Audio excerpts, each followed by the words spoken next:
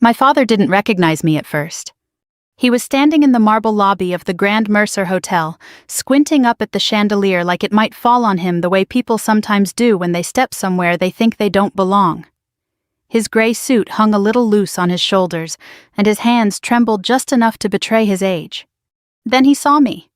His eyes moved over my dress, the calm way the front desk staff greeted me by name, the quiet confidence of someone who belonged there. And just like that, the corner of his mouth curled into that same old smirk I remembered from 20 years ago.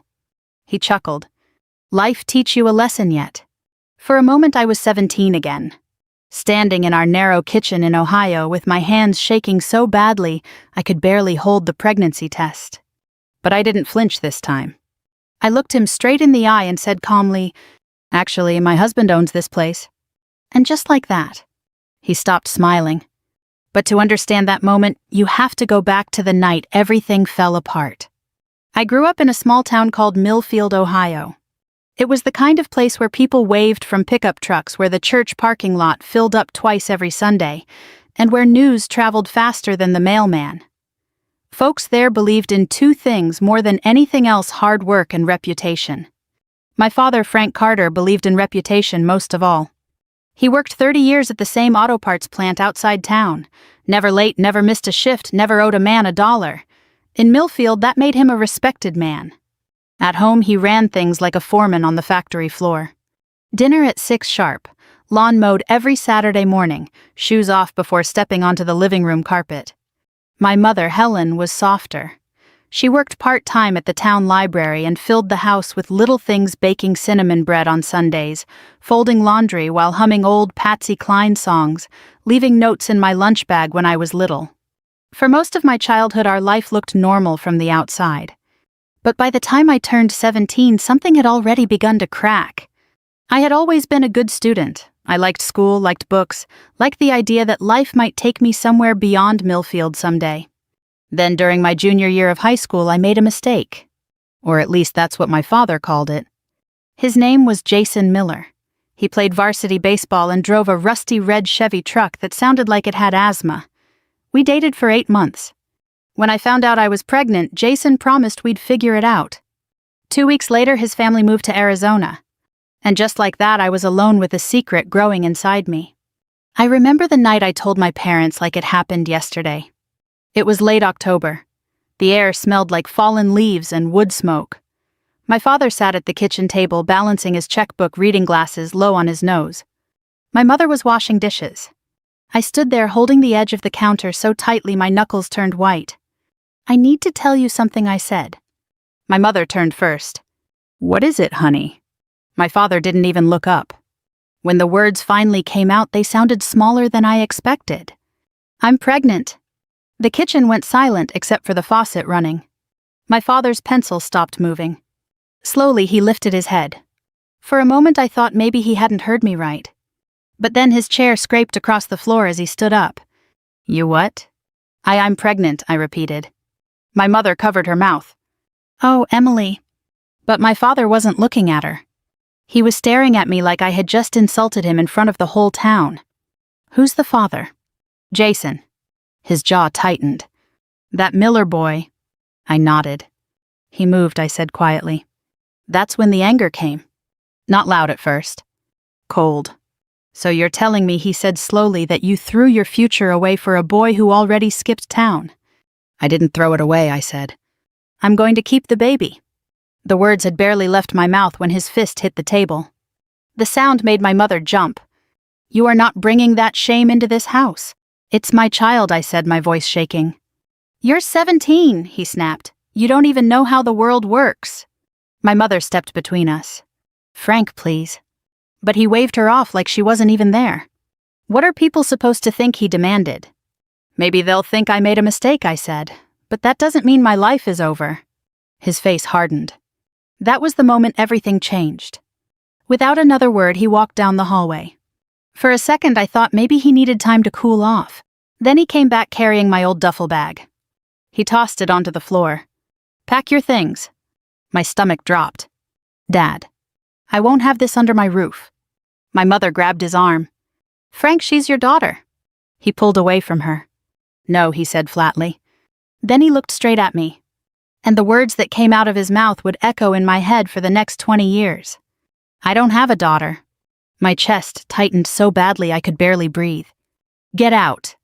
My mother began to cry. But she didn't stop him. She didn't stop me either. I packed 2 changes of clothes, a sweater, and the little envelope that held my ultrasound photo.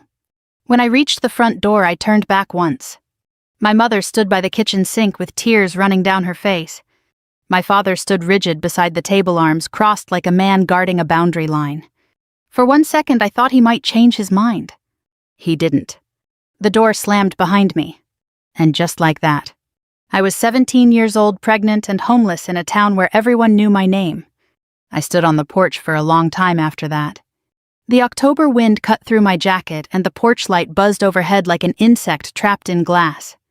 I kept thinking maybe the door would open again. Maybe my mother would come running out. Maybe my father would realize what he'd done. But the house stayed quiet. Finally, I picked up the duffel bag. The gravel crunched under my shoes as I walked down the driveway. I didn't know where I was going yet. I just knew I couldn't stay there anymore. That night I slept on the couch at my friend Sarah's house. And as I lay awake staring at the ceiling, one thought kept circling in my mind like a stubborn old song. The door had closed behind me. And somehow I had to figure out how to build a life without ever walking back through it. The first thing I learned after my father threw me out was that humiliation doesn't kill you. It feels like it might. That first week it surely did. But it doesn't. It just sits with you while you keep moving.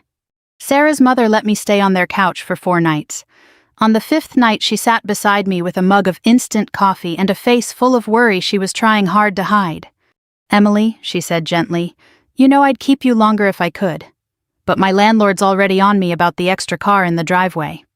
I nodded before she even finished. I didn't want her to have to explain. In a town like Millfield, kindness always had a time limit when it threatened to become inconvenient. "I understand." And I did. That was the beginning of a lesson I'd spend years learning. People could care about you and still fail you. Sometimes because they were weak. Sometimes because they were afraid. Sometimes because they had their own troubles and no room left for yours. I took my duffel bag and walked 2 blocks to the Baptist church office because I remembered hearing that the pastor's wife helped women in bad situations. I hated the thought of showing up like some cautionary tale everybody in town could whisper about over Sunday pie, but I was out of choices. Mrs. Donnelly opened the office door herself. She looked me over once, took in my swollen eyes, my bag, my trembling hands, and said only, "Come in, honey." She didn't ask for details right away. She made me sit down, handed me a tissue, and warmed up a bowl of canned chicken soup in a little microwave that rattled when it ran. That soup tasted like grace. By the end of the afternoon, she had called a women's shelter in Dayton and arranged for them to take me in. It wasn't close. It wasn't ideal. But it was somewhere. She drove me there herself in her old Buick, both of us watching cornfields pass under a gray November sky. "You listen to me," she said when we pulled into the shelter parking lot. "This isn't the end of your life. Don't let anybody tell you it is." I wanted to believe her. I truly did. But when the shelter door closed behind me that evening, and I found myself in a room with 3 metal frame beds and 1 narrow window looking out at a brick wall, hope felt like a luxury I couldn't afford. The shelter wasn't awful. It was clean. The women there were tired, mostly the way people get when life has dragged them over rough ground for too long. One had a black eye fading yellow at the edges. One was there with 2 little boys who clung to her legs like they were afraid she'd disappear. One older woman had lost her apartment after medical bills swallowed her savings. Nobody judged anybody. That was almost harder to bear than cruelty. I stayed there until Noah was born. The months between were some of the longest of my life. I finished my schoolwork through a district program with photocopied packets and mailed assignments. I spent mornings at a folding table under fluorescent lights, trying to solve algebra problems while nausea rolled through me and my back ached from cheap mattresses and worry. At night I'd lie awake and think about my mother. She never called the shelter, not once. A card came at Christmas, mailed in her handwriting to the church office, then forwarded to me. Inside was $20 and a short note. "Thinking of you. Stay warm. Love, Mom." No apology, no promise, no phone number where I could reach her safely. I cried when I read it anyway. That was the worst part about loving my mother. She gave me just enough to keep the wound open. Noah was born in June during a thunderstorm that shook the hospital windows. Labor lasted 14 hours. I was 18 by then, though I still felt about 12 when the pain got bad enough to make me call for nurses in a voice I barely recognized as my own. There was no husband pacing the hallway, no mother holding my hand, no father waiting to see whether the baby had his nose. It was just me, a kind nurse named Val, and the sound of summer rain. Then Noah cried for the first time, and everything in me shifted. He was red-faced and furious at being brought into the world with a thatch of dark hair stuck flat against his tiny head. When the nurse laid him against my chest, he quieted almost instantly. I looked at him and thought, "You are not a punishment." I didn't know how we were going to live. I didn't know where we were going to sleep a month later, let alone a year later. But I knew one thing with absolute certainty. Nobody would ever make him feel unwanted if I had breath left in my body. The shelter helped me transition into a small subsidized apartment in Dayton. Apartment made it sound better than it was. It was a one-bedroom unit over a laundromat with thin walls and a refrigerator that buzzed all night like it was muttering to itself. In the summer, it smelled faintly of detergent and damp concrete. In winter, the windows sweated so badly I kept towels on the sills. Still, it was ours. I got my GED that fall and took the first job I could find waitressing breakfast shifts at a diner off Route 35. The kind of place with vinyl booths, chipped coffee mugs, and regulars who argued about the Reds before 7 in the morning. I'd drop Noah at a church-run daycare at dawn tie on my apron and spend 6 hours balancing plates of eggs and hash browns while calling everybody sir and ma'am. Then I'd pick him up, take him home, rock him through his colic, do laundry in the basement, and try not to think farther ahead than the next electric bill. Those years were built one tiny decision at a time. Do I buy name-brand diapers or stretch the store brand another week? Can I put $5 into a coffee can for emergencies, or does Noah need new shoes first? Do I pay the gas bill in full or gamble that October stays warm? There were months I lived on peanut butter toast and the fries left over from diner orders. There were nights I sat at the kitchen table with a pencil and a stack of envelopes moving numbers around like maybe arithmetic itself would take pity on me. Some people were kind. Mr. and Mrs. Hanley, who ran the daycare, kept Noah 10 extra minutes when traffic was bad and never charged me more. A woman at the diner named Lorraine slipped me hand-me-down baby clothes from her grandkids and pretended they had been cluttering her trunk anyway. My downstairs neighbor, a retired machinist named Earl, fixed my car heater one November for the cost of a pound cake and a thank you card. But kindness didn't erase exhaustion. By 22, I had worked at the diner, cleaned motel rooms on weekends, and spent 6 months at the front desk of a budget inn where truckers checked in after midnight smelling like diesel and stale cigarettes. I learned how to smile when men were rude, how to calm people down when reservations got lost, how to stay steady when the world seemed determined to test whether I'd break. Those jobs didn't look like much from the outside. To me, they were training. I was learning how to manage chaos without letting it touch my voice. At home, Noah grew. That child had the sweetest eyes I'd ever seen.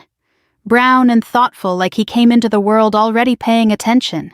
He loved toy trucks, peanut butter crackers, and being read to. By kindergarten, he could sit through Charlotte's Web without wiggling once, just listening with his chin in my lap while I turned pages. Every milestone felt like a quiet act of defiance. First, lost tooth. First school picture. First time he ran across a playground and yelled, "Mom, watch!" I watched every single time. Sometimes late at night after he was asleep, I still heard my father's voice. I don't have a daughter. For a while, those words lived inside me like splinters. They made me second-guess everything. Whether I deserved help, whether I'd ever be more than the girl who got thrown out, whether shame was something that could soak so deep into your bones it never washed out. But years have a way of sanding sharp things down. Not all at once, not neatly. Just little by little. By the time Noah turned 10, I was working full-time at a mid-range hotel in the city, first at the front desk, then in guest services. I had decent blouses, sensible shoes, and enough experience to handle angry customers without taking their anger home with me. We had moved into a 2-bedroom apartment with better light and a little patch of grass out back. It wasn't a glamorous life, but it was a real one. And one evening after Noah had finished his homework and fallen asleep on the couch with a library book open on his chest, I stood in my kitchen looking around that small apartment, the thrift store table, the second-hand sofa, the dishes drying by the sink, and I realized something that nearly brought me to tears. My life was hard, but it was not ruined. The child my father had called shame had become the best part of my world, and the girl he threw out had not disappeared. She had simply learned how to keep going. By the time Noah turned 12, life had settled into something that felt almost steady. Not easy steady. I had been working at the Riverside Suites for about 3 years by then. It wasn't fancy like the Grand Mercer where my father would eventually stand 20 years later, but it was respectable. Clean carpets, polished brass luggage carts, quiet hallways that smelled faintly of lemon cleaner and fresh linen. The kind of place business travelers stayed when they didn't want trouble. I started there at the front desk the night shift, midnight to 8 in the morning. The pay was better than the diner and the work suited me. Over the years, I'd learned something important about hospitality. People calm down faster when the person helping them stays calm first. A lost reservation, a broken air conditioner, a family arguing in the lobby after a long drive. None of it rattled me anymore. I had learned how to keep my voice steady. That skill would change my life in ways I never expected. Noah spent those years growing into a thoughtful kid. He was tall for his age, skinny in that way boys sometimes are before they fill out. He liked science projects and baseball and asking questions about how things worked. Sometimes he asked about my parents. "Do I have a grandpa?" he asked once when he was 9. I was folding laundry at the kitchen table when he said it. "Yes," I answered carefully. "Where is he?" I paused. "Far away. Kids are smarter than we give them credit for." Noah studied my face for a moment, then nodded and went back to building a Lego bridge on the floor. He never pushed. I think he understood more than I told him. Those were the years when the pain from my past started to feel like something I carried instead of something that carried me.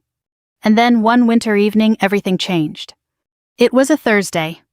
I remember that because Thursdays were usually quiet at the hotel. Most business travelers arrived Monday and left Friday morning. Around 6 o'clock, a small conference group checked in, engineers judging by their conversations about contracts and equipment shipments. One of them stood slightly apart from the others. He was maybe in his mid-40s then, with silver just beginning to show in his dark hair. Not flashy, not loud, just observant. His name on the reservation was Daniel Reed. I checked him in the same way I checked in everyone else. "Good evening, Mr. Reed. Welcome to Riverside Suites." He gave a small, polite smile. "Evening." That should have been the end of it. But about an hour later, a problem came up. A couple who had booked a king room discovered the heating unit wasn't working properly. They were upset, tired from driving, and convinced the entire hotel had wronged them personally. I apologized, checked the maintenance log, and saw that the last available room was already reserved for someone arriving later. Normally, that would have been a real headache. But experience had taught me something useful. If you handle people right, they often meet you halfway. I offered them complimentary dinner vouchers at the restaurant next door and arranged a temporary space heater while maintenance fixed the unit. They grumbled a bit but accepted. When they walked away, I heard a voice behind me. That was impressive. I turned and saw Daniel Reed leaning casually against the lobby column. "Oh," I said, "just part of the job." He shook his head slightly. "Most people either panic or argue with customers. You didn't do either." "Well," I said, smiling a little, panicking never fixed a heater. He laughed quietly at that. Over the next few months, Daniel stayed at the hotel several more times, always for work, always quiet, polite, easy to deal with. He began stopping by the desk just to chat for a few minutes. Nothing inappropriate, nothing uncomfortable. Just conversation. We talked about ordinary things, the weather, baseball, Noah's school science fair project about bridge construction. He listened in a way most people didn't anymore. One evening he asked, "You ever think about managing a place like this?" I shrugged. "I think about making sure my son gets through college someday." "That's a good goal," he said thoughtfully. I didn't know much about Daniel at first, only that he traveled often and seemed to understand hotels better than most guests. Then one night after he had stayed several times already, he told me something that surprised me. "I actually started in this business cleaning rooms," he said. "Really?" 22 years old, vacuuming carpets and hauling laundry carts. I laughed. "Well, that gives me hope." He smiled at that. Don't underestimate where small starts can lead. Those words stayed with me longer than he probably realized. Over the next year, our conversations grew longer. Sometimes he'd arrive late and we'd talk for 10 minutes about work, about life, about the strange things people say at hotel front desks. Slowly, I told him parts of my story. Not all at once, just pieces. About getting pregnant young, about raising Noah alone, about learning to keep going even when everything felt uncertain. He never interrupted, never offered pity. Just listened. One night he asked quietly, "Do you ever see your parents?" I shook my head. Number. He didn't push for details. That was one of the first things I admired about him. He respected silence. Eventually he asked if I'd like to have dinner sometime during one of his visits when my shift ended. I hesitated. Not because I didn't want to. Because life had taught me to be careful. "I have a son," I said plainly. "Then maybe we start with coffee," he replied. That made me laugh. Our first coffee lasted 2 hours. The second lasted 3. When Daniel finally met Noah, it happened in the most ordinary way possible. We met at a small diner near our apartment for pancakes on a Saturday morning. Noah shook his hand politely the way I'd taught him. "Nice to meet you, sir." Daniel smiled. "You can call me Daniel." They talked about baseball for 20 minutes straight. By the time we left, Noah had decided Daniel was pretty cool. Years passed in that quiet way real life often does. Daniel and I never rushed anything. He traveled a lot and I had Noah to raise. But he became a steady presence. The kind that doesn't push into your life, just stands nearby long enough that you realize it's safe to let him stay. Then one evening, sitting on a park bench while Noah practiced batting with friends nearby, Daniel said something that made my heart stop for a second. "You know," he said, "watching the field, I've been meaning to tell you something." "What's that?" "The company I work for, it's actually mine." I blinked. "You mean you manage it?" "No," he said gently. "I built it." It took a moment for the meaning of that to sink in. The hotels, the travel, the quiet confidence. He wasn't just a guest. He owned the whole chain. I stared at him. "You never thought to mention that before." He shrugged slightly. "I didn't want you to see a bank account when you looked at me." I didn't know whether to laugh or scold him. So I did both. "Daniel Reed, you are a very strange man." He smiled. "Maybe." 2 years later, we were married in a small ceremony with about 20 people, most of them friends we had made over the years. Noah stood beside Daniel as best man. And for the first time since the night my father slammed that door, I felt something I hadn't allowed myself to feel in a very long time. Safe. 20 years is a long time. Long enough for a boy to grow into a man. Long enough for gray hair to creep into places you never expected. Long enough for pain to soften around the edges until you almost believe it no longer matters. Almost. The call about my mother came on a quiet Tuesday afternoon. I was sitting in the small office behind the concierge desk at the Grand Mercé, reviewing a staffing schedule, while the soft hum of lobby conversation drifted through the wall. Outside the window, downtown traffic rolled past in its usual rhythm. Taxis, delivery trucks, people walking with purpose. My phone buzzed on the desk. The number on the screen was unfamiliar, but the area code was from back home in Ohio. I almost didn't answer. But something inside me said I should. "Hello." There was a pause on the other end, followed by a voice I hadn't heard in nearly 2 decades. "Emily." It was my cousin Laura. Her voice sounded older than I remembered. "Laura," I said slowly. "Yeah, it's me." Another pause. Then she said the words I think part of me had been expecting for years. "Your mom passed away yesterday." The room seemed to tilt slightly. Even after 20 years of distance, grief still knows how to find you. How I asked quietly. "Cancer," Laura said. She'd been sick a while, didn't want people making a fuss. That sounded like my mother. She was always the type to carry pain quietly so no one else had to feel uncomfortable. I stared out the window at the street below. "When's the service?" "Saturday morning, at the church." The same church where my father had worried about gossip more than his daughter. Laura hesitated. "I thought you should know." "Thank you," I said. When the call ended, I sat there for a long time. Not crying, just remembering. My mother humming in the kitchen, the smell of cinnamon bread, the small notes she used to tuck into my lunchbox when I was little. And then the image that never quite faded the night she stood at the sink crying while my father told me to leave. I didn't know what I felt about her anymore. Love, certainly. But something else too. Something unfinished. That evening, Daniel found me sitting at the kitchen table long after dinner plates had been cleared away. He set a mug of tea beside me. "What happened?" he asked gently. "My mom died." He sat down across from me. "I'm sorry."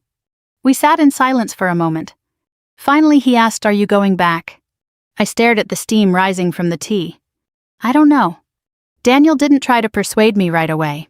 That was one of the things I appreciated most about him. He believed people should arrive at their own decisions. After a while, he said quietly, "If you don't go, will you regret it?" That question landed harder than anything else. Because deep down, I already knew the answer. "Yes," I said. 2 days later, I was driving back toward Millfield. Noah, now 20 years old and home from college for the weekend, sat in the passenger seat. Daniel had offered to come too, but I told him this was something I needed to face first. Cornfields rolled past the highway windows, just like they had when Mrs. Donnelly drove me to the shelter all those years ago. Funny how landscapes remember things. Millfield hadn't changed much. The same gas station on the corner, the same faded movie theater marquee downtown. Even the grocery store still had the same crooked parking lot light. Time had moved forward everywhere else, but here it seemed to hesitate. When we pulled into the church parking lot, my hands tightened slightly on the steering wheel. "You okay?" Noah asked. I nodded. "I think so." Inside the church, the air smelled faintly of polished wood and old hymn books. People whispered softly as they greeted each other. Some faces I recognized instantly, others took a moment to place. A few stared. Word travels fast in small towns. Even after 20 years. Then I saw him. My father stood near the front of the room beside the casket. Frank Carter looked smaller than I remembered. Age had bent his shoulders slightly. His hair had thinned and turned completely gray. The confident posture of the factory foreman was gone. But the stubborn set of his jaw remained exactly the same. For a moment he didn't notice me. Then someone beside him murmured something. He turned. Our eyes met across the room. 20 years of silence hung between us like a wall made of glass. He looked surprised. Not emotional. Just surprised. Noah leaned slightly toward me. "That's him," he whispered. "Yes." We walked forward slowly. People shifted in their seats as we passed. When we reached the casket, I looked down at my mother. She looked peaceful in that strange way people do when life has finally released them.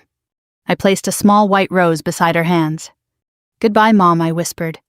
When I turned back, my father was standing right behind me. Up close, I could see how much age had taken from him. Lines carved deep around his mouth, eyes that seemed dimmer than before.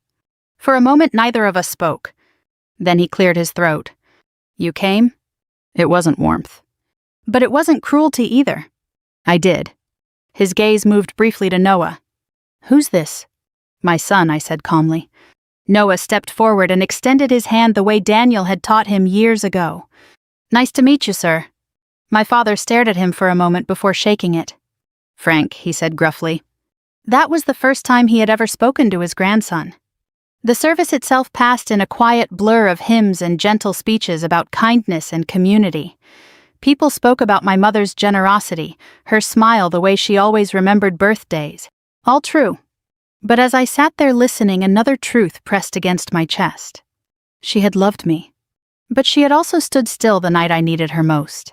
After the service ended, people gathered outside in the pale afternoon sunlight. My father approached me again near the steps. "You living in the city now?" he asked. "Yes." "What do you do?" "I manage guest services at a hotel." He nodded slowly. Then he gave a small dismissive chuckle. "Well," he said, "life probably taught you a few lessons along the way." The words weren't openly cruel, but the meaning underneath them was clear. He still believed he had been right. I looked at him for a long moment. Then I said calmly, "Yes, it did." What I didn't know then was that only a few days later life was about to teach him one too. The funeral ended on a Saturday, but the real confrontation came 2 days later. That Monday morning I was back at the Grand Mercé, standing behind the concierge desk in a navy blazer with my name tag pinned neatly to the lapel. Outside, the city was all sharp fall sunlight and brisk wind, the kind that made people walk faster and pull their coats closer. Inside, the hotel glowed the way it always did, soft lamps, polished marble, fresh flowers in the lobby, the low murmur of expensive comfort. I had spent the weekend carrying more emotion than I wanted to admit. My mother's funeral had stirred up memories I'd spent years packing away in neat mental boxes. Her face in the casket, my father's dry, stiff voice, the way he had looked at Noah like he couldn't quite understand what he was seeing. Most of all, I kept hearing that line he had delivered outside the church with that old, familiar undertone of judgment. Life probably taught you a few lessons along the way. As if the years had proven him right. As if hardship itself were evidence of wisdom. As if throwing your pregnant daughter out of the house was somehow the beginning of her moral education. The irony was almost funny. Almost. Around noon, I stepped away from the desk to speak with the events coordinator about a charity luncheon scheduled in one of our private dining rooms. The Grand Mercer hosted all kinds of things: corporate dinners, retirement banquets, wedding receptions, memorial gatherings. Daniel used to say hotels saw every chapter of human life if you watched long enough. Joy arrived in ball gowns. Grief came in sensible shoes. That afternoon was no different. I had just finished reviewing a room setup when one of the doormen, Carl, approached me. "Mrs. Reed," he said, lowering his voice a little, "there's a gentleman in the lobby asking about the Harwood Room luncheon. Says he's early." "Family event?" I asked. Carl nodded. That's what he said. I thanked him and turned toward the lobby. And there he was. My father stood near the tall arrangement of white lilies by the entrance, wearing the same gray suit he had worn to the funeral, as if he owned only one outfit fit for family sorrow. He looked deeply uncomfortable, though he was trying not to show it. His gaze moved over the lobby in that guarded, skeptical way people from small towns sometimes have in expensive places, like they're waiting for the room itself to accuse them of not belonging. For a moment, I simply stood there and watched him. 20 years earlier, he had thrown me out with a duffel bag and a sentence. Now he looked like a man who had spent the weekend sleeping poorly. I walked toward him slowly. He noticed me about halfway there. First surprise flickered across his face, then recognition. Then something older and harder settled back in. "Well," he said with that same faint smirk from the church steps, "look at you." I stopped a few feet away. "Hello, Dad." The word felt strange in my mouth after all those years. Not tender, not warm, just accurate. He glanced around at the lobby, the polished front desk, the bell staff crossing quietly in tailored uniforms. "This where you work?" "Yes." He gave a short, dry chuckle. "Fancy." There was a pause. Behind him, a family checked in with too many suitcases and a tired little girl hugging a stuffed rabbit. Somewhere near the bar, silverware chimed against china. The world kept moving around us, indifferent to personal history. My father tucked his hands into his coat pockets and looked at me in a way I knew too well. It was the same expression he wore when he thought life had confirmed one of his old opinions. Then he asked it. "Life teach you a lesson yet?" There it was. Not a question, really. A verdict. I felt the air go still inside me. And in that stillness, 100 old feelings rose at once. The cold porch light the night he threw me out, the church shelter, the diner, the bills, the nights I stared at Noah asleep and wondered whether I was enough to carry both of us forward. But those memories no longer weakened me. They clarified me. I looked at him, really looked at him. At the age in his face, the stiffness in his shoulders, the pride still clinging to him like a winter coat long after the weather had changed. Then I answered in the calmest voice I had. "Actually, my husband owns this place." It happened in stages. First, the smirk vanished. Then his eyes shifted, searching my face for a sign I was joking. Then came the silence. Heavy, complete. He glanced around the lobby again, but differently this time. Not with suspicion, with dawning disbelief. "Owns it," he repeated. "Yes." Just then, as if the timing had been arranged by some playwright with a cruel sense of balance, Daniel walked out from the corridor leading to the executive offices. He wore a charcoal suit and no tie, reading glasses in one hand, his expression composed in that way it always was when he was moving between work and the rest of life. When he saw me, his face softened immediately. Then he noticed the man standing in front of me. He crossed the lobby without hurry. Emily, he said warmly, resting one hand at the small of my back for the briefest moment.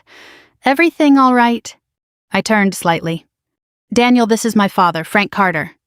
Daniel looked at my father, and because he was who he was, offered his hand with perfect courtesy. Mr. Carter, I'm Daniel Reed. My father stared at the hand for a beat too long before taking it.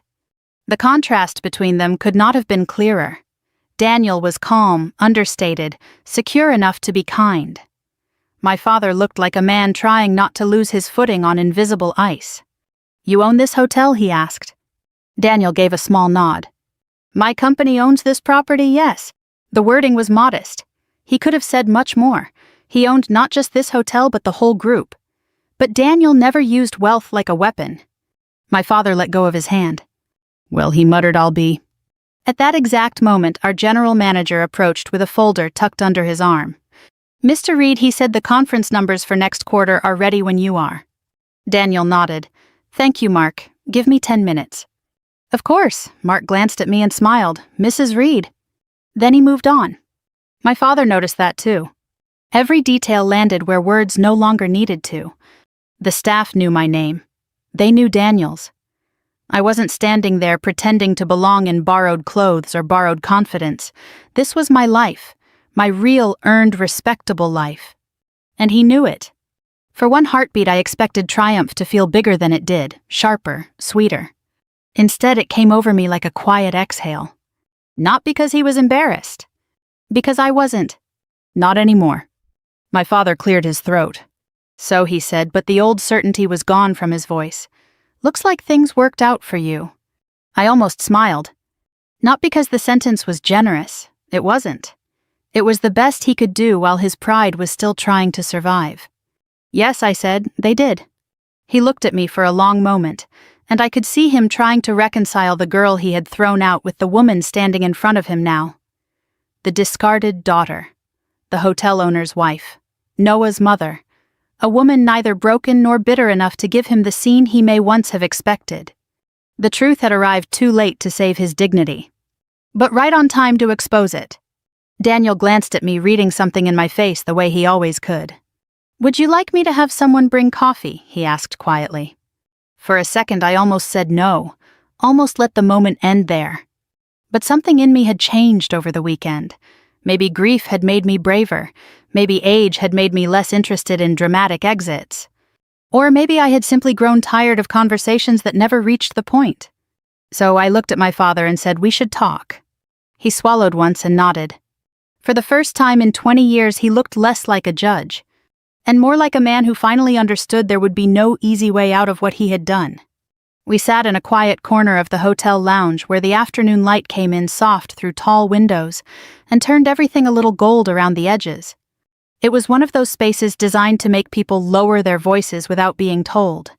Deep leather chairs, polished wood tables, a fireplace that would be lit later in the evening when the temperature dropped. The kind of room where business deals were made gently and bad news was delivered in careful tones. A server brought coffee without needing to be asked twice. Daniel handled that with one brief look and a quiet word on his way back toward the executive offices. He didn't hover. He didn't rescue me from the conversation.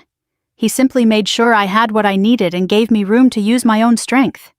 That more than anything was the kind of love he had given me all these years. My father sat across from me with both hands wrapped around the coffee cup, though he didn't drink from it. Up close, he looked older than he had at the funeral, or maybe not older, just less defended.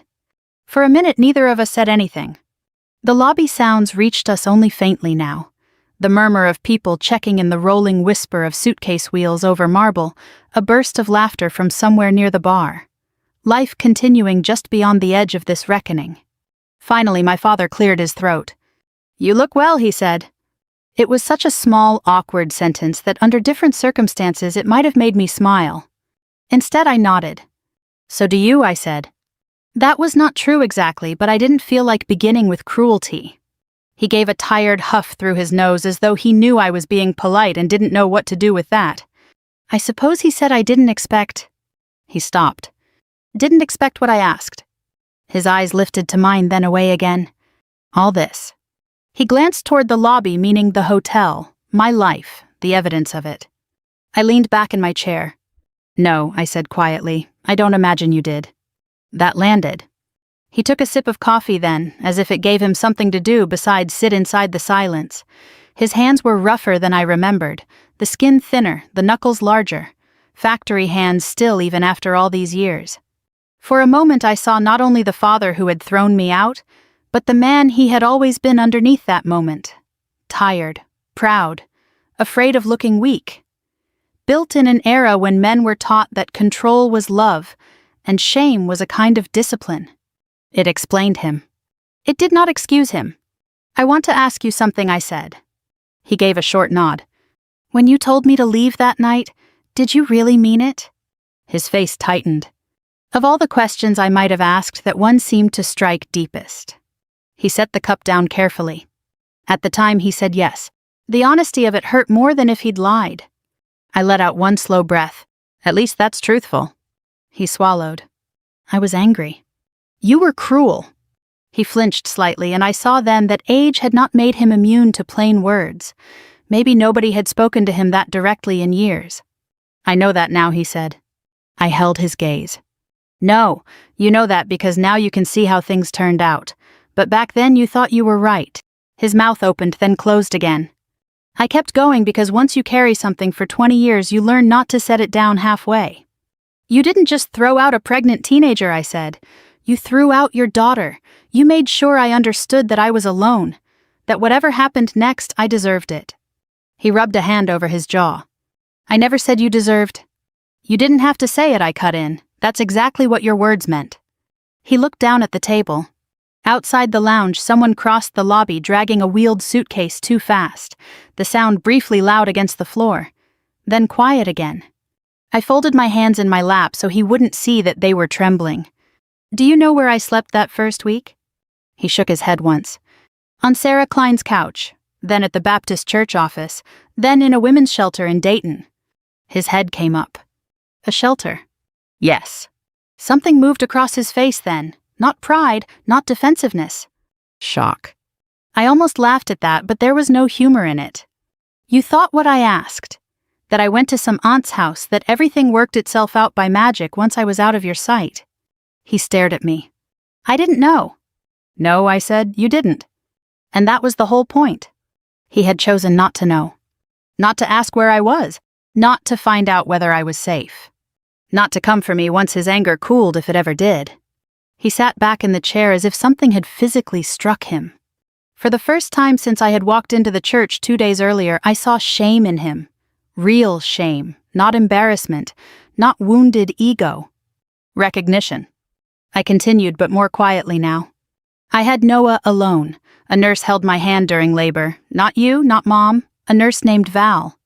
He closed his eyes briefly. "I worked breakfast shifts at a diner and cleaned motel rooms on weekends. I counted quarters for gas. I skipped meals.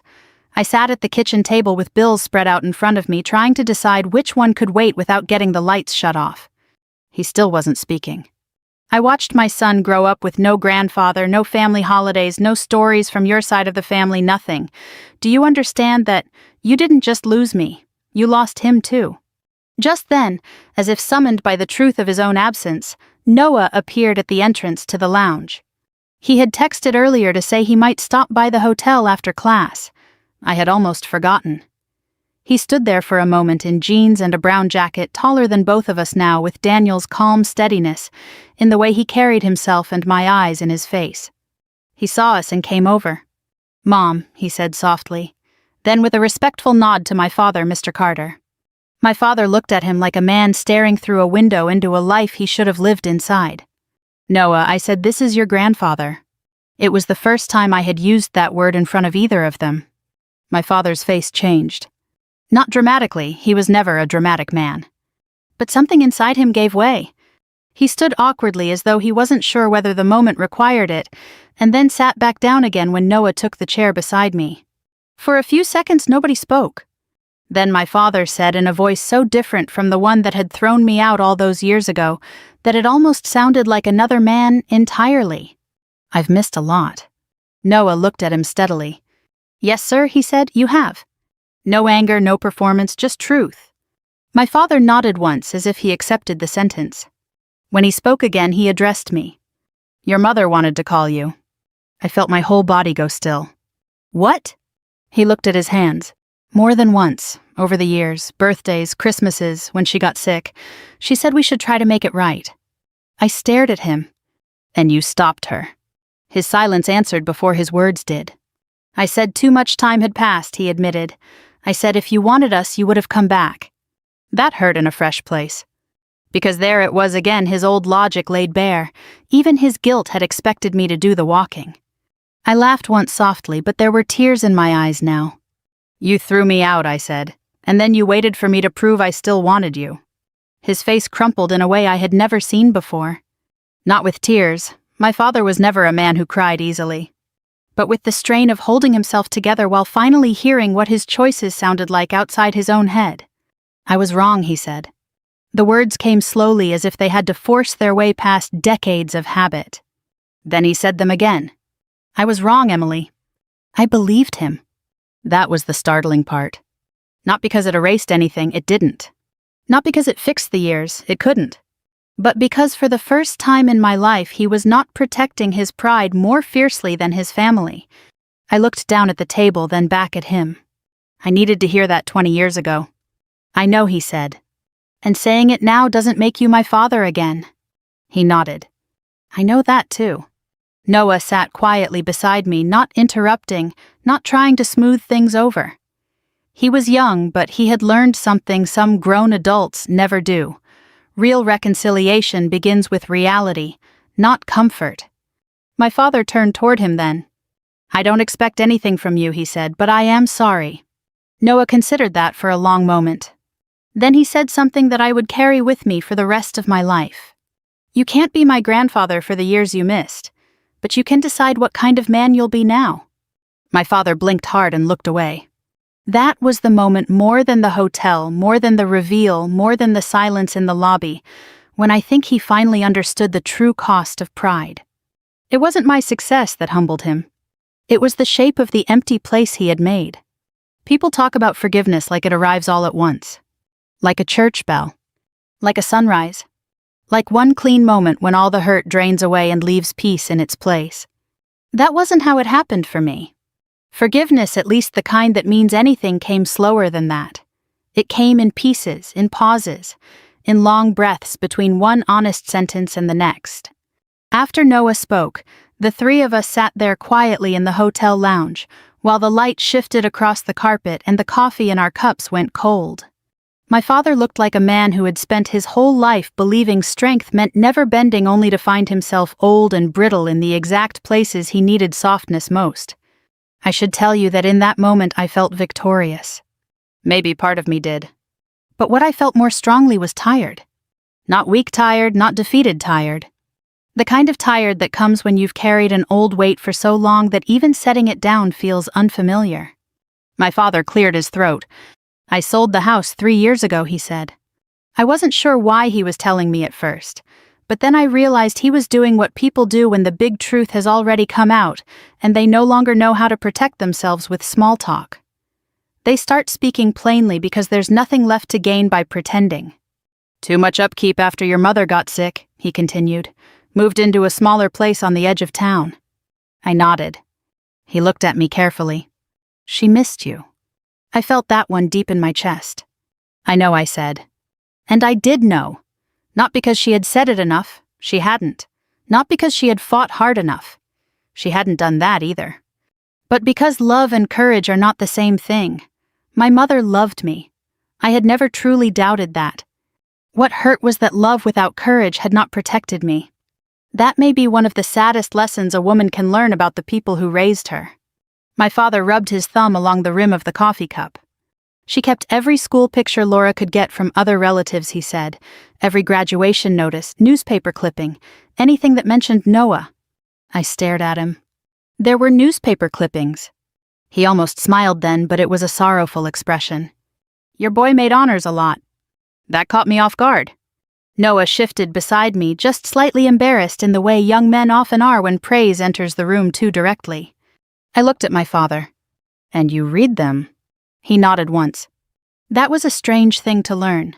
That while I had been raising Noah without family somewhere, my mother had been collecting proof of our lives like pressed flowers, and my father, stubborn, silent, impossible Frank Carter, had seen those scraps, and still done nothing.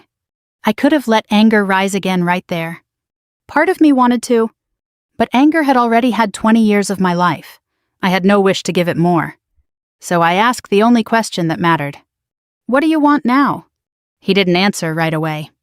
When he finally did, his voice was low and stripped clean of pride. "A chance," he said. "Not to pretend none of it happened, not to ask for more than I deserve, just a chance to do better than I did." It was not a dramatic apology, no speech, no tears, no grand performance designed to force forgiveness out of me. And maybe because of that I trusted it more.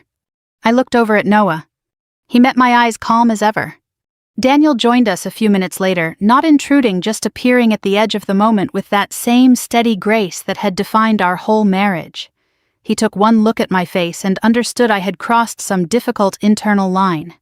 He rested a hand on my shoulder. "You all right?" he asked softly.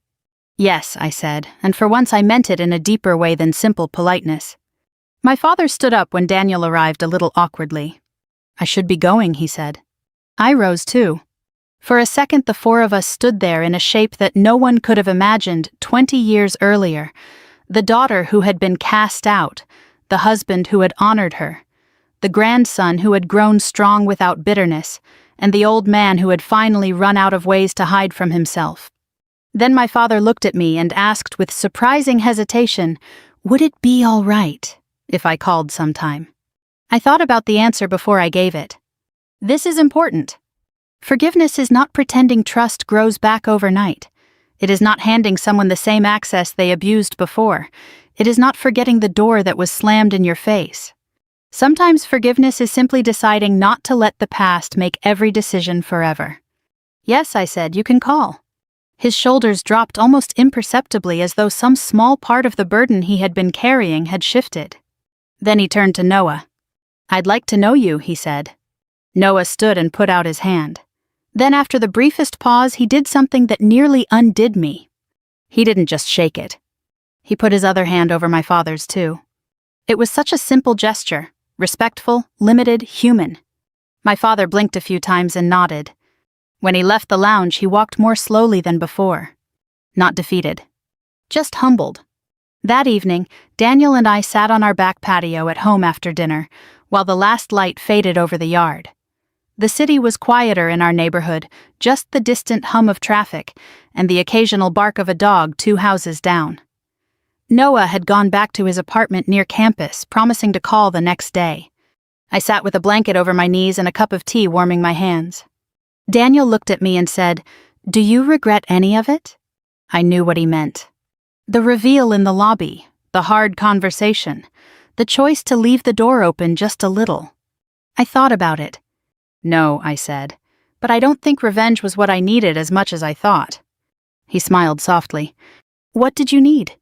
I looked out into the darkening yard. "To see him understand," I said, "and to realize I didn't need his approval anymore." That was the truth of it.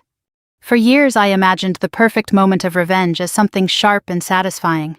A sentence, a look, a public humiliation strong enough to balance the scale. But scales like that never really balance. What healed me was not watching him stop smiling in that hotel lobby. What healed me was standing there without shame. Success may silence the people who judged you, but self-respect is what frees you. Over the next few months, my father called every Sunday afternoon. At first, the conversations were short and awkward. Weather, traffic, Noah's classes, the price of groceries, the sort of ordinary things families say when they are learning how to be in one another's lives without pretending they always were. Then little by little they deepened. One Sunday he told me about the day he started at the auto parts plant in 1968, terrified he'd lose the job before lunch.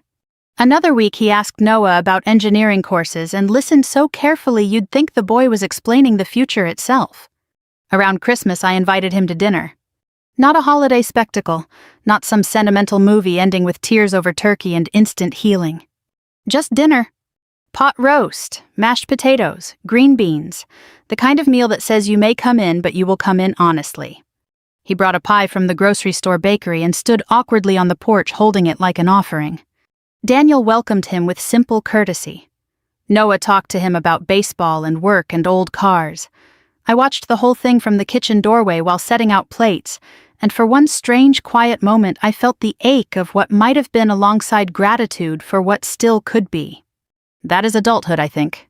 Learning to hold sorrow and mercy in the same hand. A few weeks later, I drove with my father to the cemetery where my mother was buried. Winter grass lay pale and flat around the headstones, and the cold had that still clean feel Ohio gets in January. We stood by her grave in silence. Then my father said without looking at me, she was better than I was at loving people. I tucked my gloved hands into my coat pockets. Yes, I said, she was. He nodded. But not brave enough. There it was again, the truth plain and unsparing. No, I said, she wasn't. He bowed his head. Neither of us cried. Some grief goes deeper than tears. After a while he said I wasted a lot of years. Yes, I answered. Then I placed my hand lightly on his sleeve. But you don't have to waste what's left.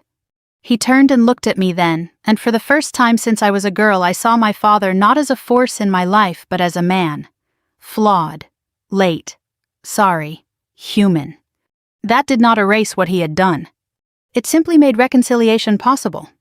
And maybe that's the educational lesson in all of this if a story like mine is allowed to have one. Shame is a poor teacher. Pride is a terrible parent. And love, real love, requires courage, not just feeling. If you have children, let them come to you with the truth before the world teaches them to hide. If you have made a mistake with someone you love, do not let pride grow old in your place. The years pass whether you mend things or not. I lost 20 years with my father. He lost 20 years with me and a grandson he should have known from the beginning. Nothing can return those years. But bitterness would have wasted the years after them too.